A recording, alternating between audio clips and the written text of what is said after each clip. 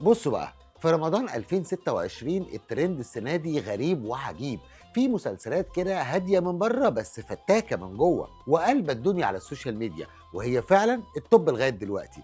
الفيديو ده مش مجرد رص كلام، لا، ده زيتونة الزيتونة عن أول 15 يوم في رمضان، علشان نعرف بقى مين اللي راكب الترند صح ومين اللي فنكوش وكأنه ما جاش أصلا. فقبل ما نبدأ بقى ونغرق في التفاصيل، انزل دلوقتي حالا اخبط اللايك المتين واعمل شير للفيديو ده علشان الكل يستفيد. ولو لسه ما شرفتناش بالاشتراك في القناه، دوس سبسكرايب وفعل الجرس. وتعالى بقى يا صاحبي نمسك الموضوع ونفصصه حته حته ونشوف ايه اللي بيحصل في دراما رمضان السنه دي.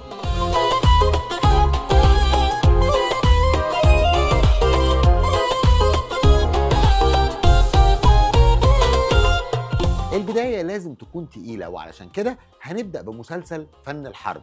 فن الحرب يا جماعة ليوسف الشريف ده مش مجرد مسلسل، ولا يوسف الشريف مجرد ممثل. الراجل غايب عننا بقاله يجي 4 5 سنين، وده كفيل لوحده ان احنا نبقى مستنيين المسلسل ده على نار. وهو عامل ميكس كده ما بين الدراما النفسية والاكشن اللي بيلعب على الاعصاب. القصة كانت بتدور حوالين شاب بيقرر ياخد حقه وينتقم لابوه في قضية نصب ضخمة جدا. يوسف الشريف بيلعب اللعبة اللي هو بيحبها، وهي الحبكة اللي بتشغل الدماغ وتخليك كأنك كده في امتحان ذكاء طول الوقت. الجمهور بيحب النوع ده من المسلسلات من يوسف الشريف، وهو فعلا واخد ترند في مصر وفي الوطن العربي، لانه مش مجرد خناقات واكشن، ده تخطيط وذكاء، وده سر نجاحه. اللعبه اللي بيلعبها كانت محتاجه تبقى اذكى شويتين، كان محتاج يقلل كميه الصدف الكتير قوي.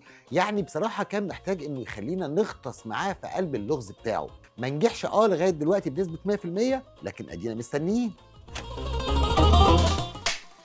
تاني مسلسل معانا وده الطبيعي بتاعه انه يكون موجود، وهو مسلسل المداح، أسطورة النهاية. أنا عايز أقول لكم إن المسلسل ده ما بقاش مجرد مسلسل، لأ، ده بقى خلاص طقس رمضاني، هو ورامز جلال والفانوس والقطايف عند المصريين. تخيلوا احنا بقالنا 5 سنين بنشوف صابر المداح، فمش هتيجي بقى على الجزء السادس ونبطل. المسلسل السنة دي داخل في منطقة الميتافيزيقيات وعالم الجن، ولكن بشكل مختلف تماما عن اللي فات. والجميل بقى ان هم رجعوا لنا شخصيات تاني كنا بنحبها، زي العبقري فتحي عبد الوهاب. والمواجهه المره دي بقى وصلت للذروه، حرفيا حرب تكسير عظام ما بين الخير وبين الشر. الترند السنه دي للمداح سببه ان الناس عندها فضول تعرف النهايه هترسى على ايه. المسلسل محافظ على هيبته في وسط المنافسه الشرسه، ولكن لسه قدامنا 15 حلقه كاملين علشان نحكم على المسلسل بشكل كامل. نيجي بقى لعلي كلاي للنجم احمد العوضي. عوضي مكمل لسه في السكه اللي الناس حبته فيها، وهي سكه البطل الشعبي اللي بياخد حقه بدراعه. بالرغم من ان في ناس كتير وانا منهم بنقول ان اعمال العوضي ممكن تكون متكرره، بس بصراحه في علي كلاي السنه دي هو مغير كتير عن السنين اللي فاتت. المسلسل شدني، الاحداث ماشيه زي الطلقه، مفيش حلقه رتمها واقع، والعوضي خلاص بقى فاهم دماغ الجمهور المصري. والحقيقه ان العوضي والترند بقوا خلاص صحاب، يعني لو مفيش عوضي مفيش ترند. طبعا محتاجين نشوف العوضي في اشكال تانية من الدراما، لكن على الاقل هو في الشكل ده ناجح وقادر يثبت وجوده. سيبك بقى من كل اللي فات وركز معايا في مسلسل إفراج. ده واحد من أقوى مسلسلات رمضان 2026 ومن غير نقاش. المسلسل ده في منطقة لوحده خالص. الأحداث في الأول هتحسها كئيبة شويتين، بس ده كان مقصود علشان يدخلك في الحالة بتاعته. احنا لحد دلوقتي مش فاهمين هو البطل قتل مراته وعياله بجد ولا ده لغز. القصة جامدة جدا وفيها تشويق يخليك مش عايز تقوم من قدام التلفزيون، لكن أنا لسه مستني السبايسي والبهارات اللي بتسخن الأحداث، لأني شايف إن هي لسه ما ظهرتش بالكامل. بس في بشاير بتقول إن إحنا داخلين على انفجار درامي في الحلقات اللي جاية. إفراج واخد ترند كبير جدا لأنه بيحترم عقلية المشاهد وبيديله جرعة غموض محترمة جدا. مسلسل درش لمصطفى شعبان، والترند هنا بقى مختلف شويتين لان الجمهور لسه كده بيهنج وهو بيتفرج. المسلسل عامل حاله من اللخبطه والغموض، خصوصا مع اختفاء وظهور البطل بشخصيه جديده في كل حلقه. من رايي انه في حاجات غريبه بتحصل، زي مشهد الامام اللي ظهر فيه مصطفى شعبان كانه مسيحي، ومشهد وقوع العربيه في الميه. كل دي لقطات كده خلت المسلسل يعمل ترند غصب عن اي حد. لكن بصراحه انا شايف ان درش تجربه مختلفه تماما عن كل اللي قدمه مصطفى شعبان قبل كده. في ميكس حلو كده ما بين الكوميديا وما بين الدراما الشعبيه وما بين الغموض اللي يخليك تسال هو ايه اللي بيحصل. الجو العام للحاره الشعبيه في المسلسل معمول باتقان، وده مخليه قريب جدا من الناس. وهنا مي عمر بدون محمد سامي. المفاجأة اللي كانت عكس كل التوقعات، مسلسل الست موناليزا للنجمة مي عمر. ناس كتير قالت ان هي مش هتقدر تنافس السنة دي، وده علشان المخرج محمد سامي مش معاها، بس الحقيقة مي عمر عملت مسلسل روعة، قصته حقيقية جدا، وده اللي خلى الجمهور ينجذب ليه. المسلسل بدأ بصدمة قوية جدا، والافتتاحية بظهور الإعلامي عمرو أديب كانت حركة في منتهى الذكاء.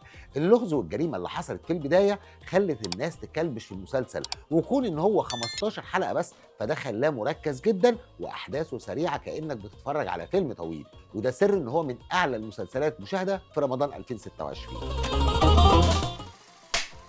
محمد إمام ومصطفى خاطر في مسلسل الكينج. السنة دي ملاحظ إن كل أبطال الأكشن بدأوا المسلسلات بإن هم يضربوا المعلمين بتوعهم، العوضي، محمد إمام، مصطفى شعبان، بس الكينج عمل ده بطعم مختلف. التوليفة ما بين محمد إمام ومصطفى خاطر توليفة عبقرية، ميكس كده ما بين الكوميديا اللي بياخدها خاطر والأكشن الجديد اللي بيقدمه محمد إمام، ولأول مرة بالشكل ده، في مطاردات وفي ضرب نار يخليك متحمس طول الوقت، وفي نفس الوقت في ضحك وفصلان. قصة صعود حمزة الدباح بدأت بسرعة جدا، وأنا بس اللي خايف منه إن الريتم يقع في نص المسلسل، بس لغاية دلوقتي المسلسل ماشي زي الفل، والجمهور مستني يشوف إيه اللي يخلي الإخوات ممكن يقلبوا على بعض.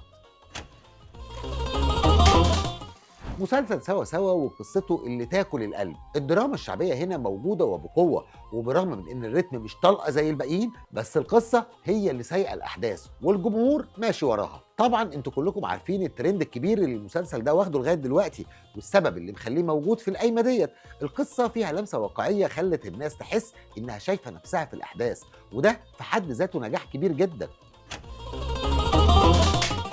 مسلسل هي كيمياء لمصطفى غريب ودياب، المسلسل اللي فعلا هو الفاكهه بتاعتي في رمضان.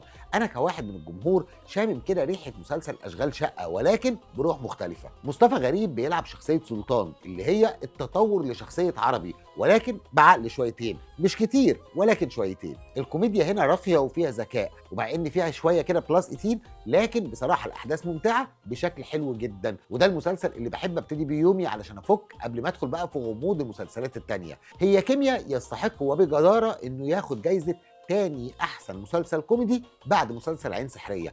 انا مش هتكلم عن مسلسل عين سحريه دلوقتي لان احنا عملنا له حلقه منفصله. وفي النهايه في مسلسلات كتير بتتعرض، والمنافسه لسه شغاله، والريتم في العالي، وده هو اللي هيحدد مين اللي هيكمل للاخر. ال 15 حلقه غالبا هيكسبوا في حته ثبات الريتم، بس المسلسلات الطويله لسه قدامها فرصه. المسلسلات دي هي واجهه رمضان 2026 لغايه دلوقتي، وهي اللي مسيطره على الترند في مصر لحد اللحظه اللي بنصور فيها الفيديو. وسؤالي ليكم بقى وعايز اجابه عليه في الكومنتات، ايه اكتر مسلسل شدك من اول رمضان ومكمل فيه لغايه النهارده؟ وايه المسلسل اللي اتفرجت على حلقه او اتنين وبعد كده بعته؟ مستني رأيكم. والجميل ان الحلقة دي ليها جزء تاني هنتكلم فيه عن مسلسلات تانية هتكسر الدنيا. لو عجبكم الكلام ده ادعموني بلايك وشير وسبسكرايب في الفيديو الجاي ان شاء الله. وزي ما دايما بنقول، الحكاوي كتير ولكن سقراط بس هو اللي عنده الحكاية الصح.